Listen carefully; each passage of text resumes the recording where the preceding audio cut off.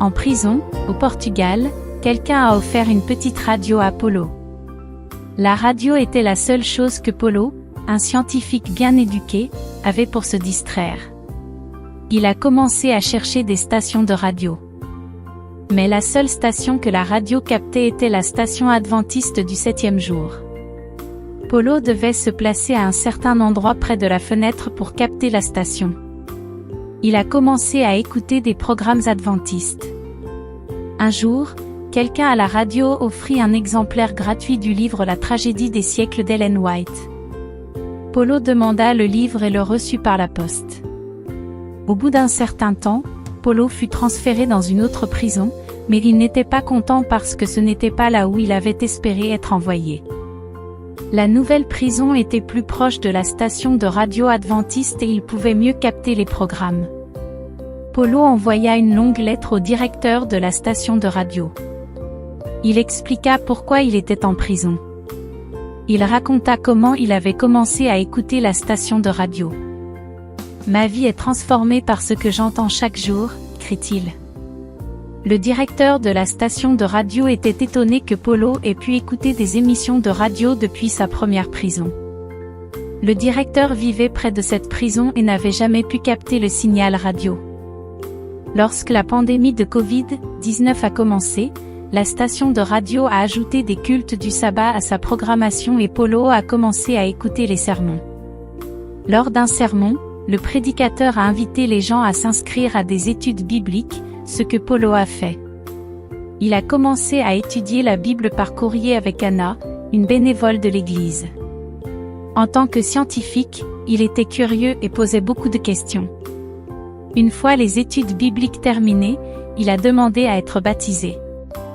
Les restrictions et la bureaucratie du Covid ont bloqué sa demande. Il a alors commencé à étudier le livre de l'Apocalypse avec Anna. Après avoir terminé l'Apocalypse, ils ont commencé une étude comparant les écrits d'Ellen White avec la Bible. Ces études se poursuivent. Anna essaie de rendre Paulo aussi indépendant que possible dans son étude de la Bible. Je veux qu'il ait les outils nécessaires pour aller à la Bible et étudier par lui-même, dit Anna. Paulo a demandé à Anna de donner des cours bibliques à plusieurs autres détenus. Anna est heureuse d'enseigner aux détenus, mais elle veut que Paulo s'implique dans l'enseignement. Elle l'encourage donc à donner des études bibliques aux détenus.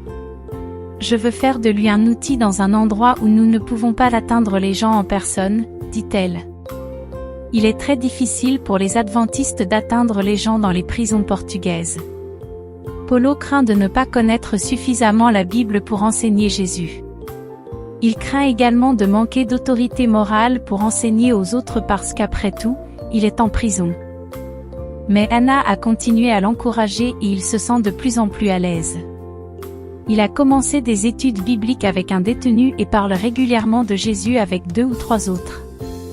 Il a également parlé de Jésus avec son psychologue. Au Portugal, les détenus sont tenus de suivre une thérapie où ont la possibilité de le faire. Le psychologue de Paulo est athée. Paulo lui a parlé de Jésus et le psychologue s'est interrogé sur ses croyances. En tant que scientifique, comment pouvez-vous croire à quelque chose que la science ne peut pas prouver? Tout ce que vous croyez est un conte de fées. Les séances de conseil se sont transformées en conversations sur la foi. Paulo a l'impression que le Saint-Esprit le guide. Il dit des choses qu'il a étudiées mais qu'il n'avait pas prévu de dire et qui lui viennent à l'esprit. Lors d'une séance, il a mis le psychologue au défi de lire La tragédie des siècles, ce que le psychologue a accepté. Paulo a offert son exemplaire et le psychologue est en train de le lire. Paulo a écrit à Anna que la vie en prison n'est pas facile. Il veut changer de régime alimentaire et se faire baptiser, mais les restrictions imposées par la prison ont compliqué les choses. Mais il est reconnaissant d'être en prison. Je crois que cela m'a permis de rencontrer Jésus, ce dont j'avais besoin, écrit-il. Avec le recul, je constate que tout ce qui s'est passé a été guidé par Dieu pour transformer ma vie. Anna dit que Paulo est en prison parce qu'il a pris de mauvaises décisions. Il n'est pas innocent.